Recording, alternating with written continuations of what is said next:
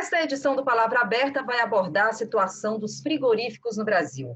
Nessa situação, nesse período aí de pandemia do novo coronavírus, vários frigoríficos já fecharam as portas e a gente já tem informação sobre a queda no consumo de carne no Brasil, o que está levando aí prejuízos aí para esse setor.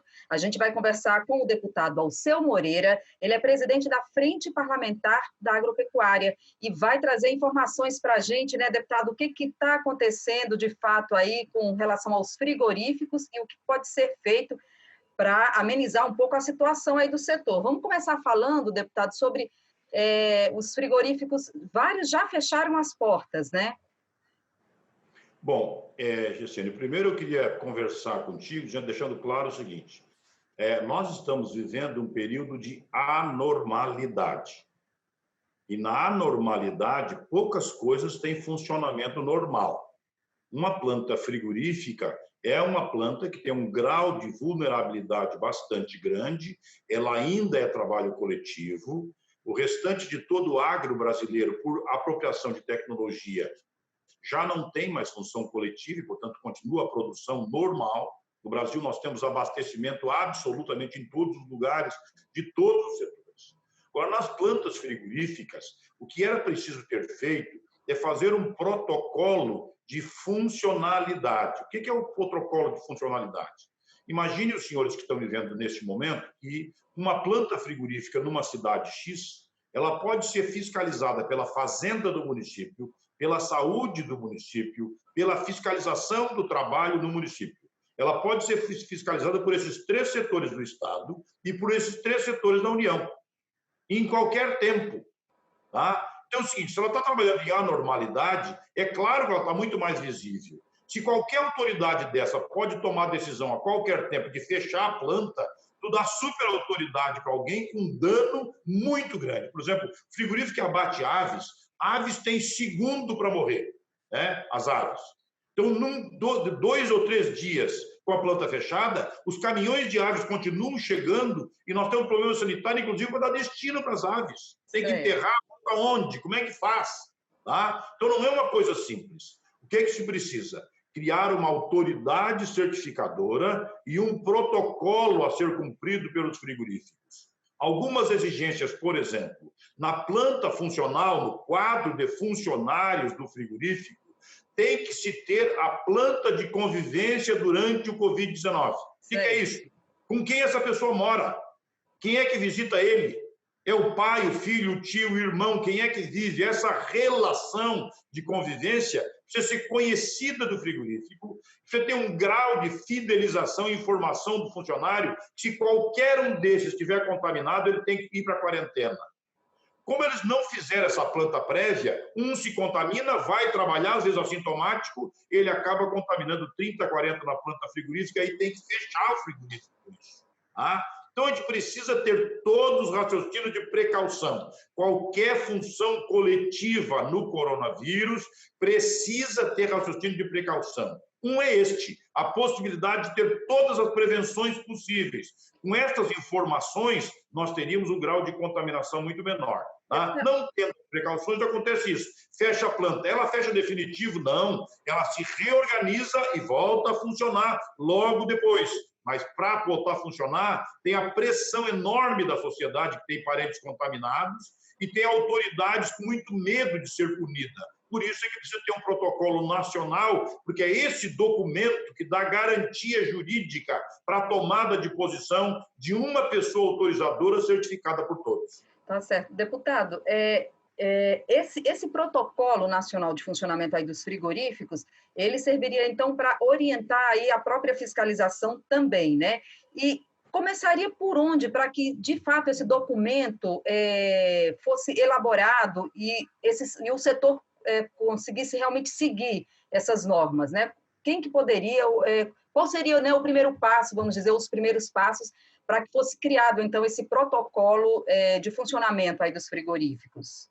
Na verdade, ele é feito pelo governo federal, ele é proposto, não imposto, ele é proposto aos estados, e os estados, então, fariam adesão ao protocolo. Aqui no Rio Grande do Sul, por exemplo, o estado já fez o protocolo, né? já tem o protocolo em funcionamento. Então, se o governo federal fizer para o Brasil inteiro, ele vai dizer o seguinte: quando eu falei para ti antes fora do ar, mais ou menos como se o piloto sentasse na cabine do avião e antes dele começar a voar, ele tem que tomar todas as precauções possíveis, ele faz o checklist. O que tem que ligar, ele faz tudo, confere tudo, até as portas, está tudo certo. Bom, agora começa a voar.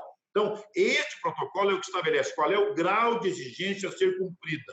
E uma autoridade certificadora responsável por isso. Se o frigorífico cumpre todas as exigências, ele funciona. Se ele não cumprir uma das exigências, a autoridade certificadora tem condição de chamá-lo à atenção ou pedir para corrigir imediatamente. O que não pode é deixar uma planta frigorífica vulnerável ao sabor, ao humor, à compreensão e interpretação de 20 autoridades distintas entrando na sua porta todo dia. Certo, deputado. Então, seria aí um papel, então, uma iniciativa que teria que partir, então, do próprio Ministério da Agricultura? Pode ser do Ministério da Agricultura, do Ministério da Saúde. Esse, na verdade, é um assunto transversal. Vários ministérios têm a ver com isso, né? Eles estão, se é no Ministério do Trabalho, por exemplo, é lá na economia. Tá? Se é no Ministério da Saúde, tem que ser no Ministério da Saúde, é questão sanitária. Se é questão sanitária animal, então é no Ministério da Agricultura. Na verdade, é uma posição do governo brasileiro que constrói um protocolo, é uma reunião bastante ampla, mas constrói um protocolo de comportamento que dá segurança às plantas frigoríficas de, cumprindo essas exigências, pode colocar em funcionalidade. Isso não quer dizer que, mesmo que cumprindo tudo isso, não terá contaminação. Ainda poderá ter. O coronavírus é algo comportamento distinto, a gente não conhece nunca. Quer dizer, o que tem maior quantidade do Brasil hoje é o ignorante convicto. Né? Ele acha que sabe tudo. Não, ele não sabe. Tem gente que pega o coronavírus, está com a esposa em casa, fica 10 dias contaminado e ela não pega. E há outros que pegam andando pela rua.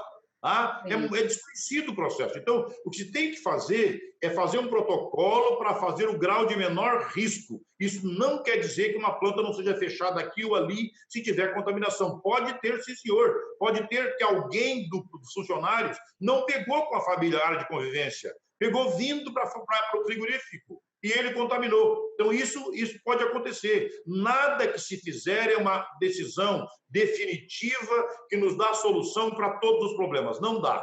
A questão agora é ter um comportamento pelo grau de menor risco, porque a planta frigorífica tem compromisso de abastecimento e fechada, ela cria um vazio de descompromisso no abastecimento. A outra parte que tu me falou já é a questão de poder de compra. Todo dia no coronavírus a população brasileira fica mais pobre. Tá? Hoje, por exemplo, a proteína mais consumida pela população de classe média baixa é frango. Ora, se ela tem R$600 por mês, ela compra feijão, compra macarrão, compra arroz, mas de repente já não tem mais dinheiro para comprar frango. Tá? E se ela não tem, ela não consome. Só que nós não estamos falando de pouca gente, estamos falando de 120 milhões de pessoas. Tá? Então, a cada dia que passa, nosso poder de consumo de alimento reduz. E quando reduz o poder de consumo, as pessoas priorizam aquilo que o dinheiro pode pagar. Então, é isso que está acontecendo conosco nesse momento. Tá certo. A gente está conversando aqui no Palavra Aberta com o deputado Alceu Moreira, do MDB do Rio Grande do Sul, falando aí sobre a situação dos frigoríficos no Brasil, e o deputado trazendo aí como solução aí nesse momento a criação de um protocolo nacional do funcionamento aí das plantas frigoríficas, como ele disse, no Rio Grande do Sul isso já acontece, e que seria uma medida, então, a ser adotada aí pelo governo federal. É um assunto aí que a gente sabe aí que envolve várias áreas, como a saúde, a agropecuária, né, e vários setores do governo federal, então, que teriam que ter uma conversa, um diálogo para se chegar, então, a esse protocolo que fosse usado em todo o Brasil e reduzir aí os problemas e os prejuízos aí desse setor. A gente também estava começando aí a falar, né, deputado, sobre a questão do consumo, porque já há registro aí da redução no consumo de carne, tudo isso em razão dessa situação que a gente vive da pandemia do novo coronavírus. E o deputado Alceu Moreira trazendo aí todas essas informações. Deputado, como é que o senhor, para a gente já encerrando a nossa conversa aqui, a avaliação que o senhor faz do setor neste momento?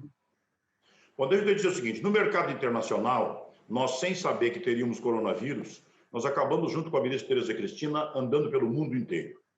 e nós abrimos muitas portas. Tá? Tanto é verdade que no quadrimestre comparado, no último quadrimestre comparado, nós conseguimos aumentar nossas exportações em quase 20%, comparado 2019 a 2020. Nós alimentamos hoje 1 bilhão e 400 mil pessoas fora do Brasil. Tá? Mais 200 milhões de pessoas no Brasil. Então, é 8 Brasis que nós alimentamos. Quando se está fechando uma planta dessa, tem um navio que está faltando o container daquela planta que pode não ter condição de sair por falta disso. O grau de complexidade nesta cadeia produtiva é gigantesco. Do outro lado, tem um país esperando essa alimentação que foi comprada por contrato. Nós até agora não descumprimos nenhum contrato. Todos os países que têm parceria com o Brasil estão absolutamente abastecidos. Tanto é verdade que 46 países ampliaram seu portfólio, quer dizer, ampliaram a variedade de produto importado do Brasil pela confiabilidade, e 28 países que nunca compraram nosso abriram as portas para comprar, porque seus fornecedores não têm condições de fornecer. Enquanto eu estou conversando contigo aqui, tem gente pagando $20 por um quilo de frango em algum lugar do mundo, porque a prateleira do supermercado está vazia. Ele não tem o que comprar, não é por causa do dinheiro, não tem abastecimento. Então, o nosso compromisso é gigantesco e nós temos que ter essa compreensão. Não dá para alguém do Ministério Público se julgar que eu posso isso e vai lá e fecha. O outro vai lá, da prefeitura vai lá e fecha. Não, meu, quando tu estiver fechando essa planta, tu vai deixar milhares de pessoas com fome em algum lugar do mundo. E isso precisa calcular essa consequência. Então, a relação de menor risco, poder transferir a produção para outra planta de maneira planejada, tudo isso tem que ser feito. Nós superamos tudo até agora, mas estamos vivendo em anormalidade e podemos ter um processo acentuado como teve nos Estados Unidos. 4, 5, 6 plantas consecutivas fecham e aí, nesse caso, não há como cumprir os compromissos. Por enquanto, o Brasil está conseguindo fazer esse manejo absolutamente satisfatório, mas sem o protocolo teremos fechamentos de plantas por inconsequentes, sem a necessidade, porque ele, na verdade, vai exercer o poder de superautoridade e vai fazer isso sem calcular as consequências. Deputado, última perguntinha aqui para a gente encerrar. O senhor é presidente da Frente Parlamentar da Agropecuária também. A Frente, ela está aí intermediando com o governo federal a realização, então, desse protocolo? Qual o papel da Frente aí nessa situação toda, hein? Começa às 6 da manhã e vai às 2 da madrugada. Porque nós temos 300 parlamentares entre senadores e deputados federais. Em cada canto desse Brasil acontece qualquer coisa, a primeira pessoa a ser conectada é um desses deputados ligados ao agro. E é ele que busca a solução pela frente. Então, nós nos articulamos em todos os ministérios, o dia inteirinho. Primeiro era o caminhoneiro que não tinha onde arrumar o pneu, depois ele não tinha comida no restaurante, tinha que pedir para a Polícia Rodoviária Federal ir lá falar com o prefeito, porque o prefeito tinha fechado a cidade e não tinha nenhum posto aberto, nós tivemos que abrir. Depois nós não tínhamos condição de abastecer porque a feira não funcionava, depois é o porto que não funcionava porque não tinha como carregar. Nós estamos resolvendo coisa todos os dias, como tem o frigorífico agora, todos os dias. Para essa engrenagem continuar funcionando, muitas pessoas se envolvem no processo como mecânicos, com uma ferramenta na mão, arrumando uma parte do processo em anormalidade. A Frente desempenha um papel, na minha visão, muito nobre nesse momento, fazendo essa boa articulação com todos os setores do governo, que nem sempre conversam entre si, ou nem sempre ficam sabendo o que está acontecendo. As notícias quase sempre chegam no governo pela frente parlamentar, por um dos parlamentares ligados a uma região do país. Tá certo, deputado. A gente agradece a sua participação, as suas informações aqui no Palavra Aberta.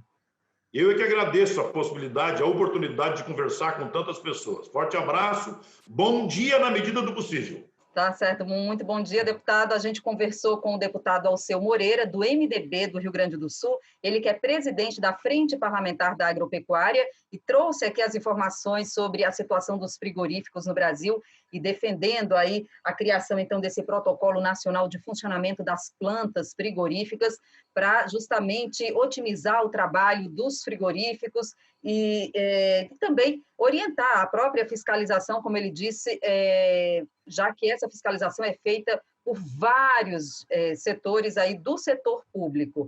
E também a gente conversou aqui falando também sobre a redução do consumo de carne, que já foi registrado aí a redução no consumo de carne nesse período de pandemia do novo coronavírus. A gente agradece mais uma vez, deputado, muito obrigada pela participação e a gente fica por aqui e até a próxima.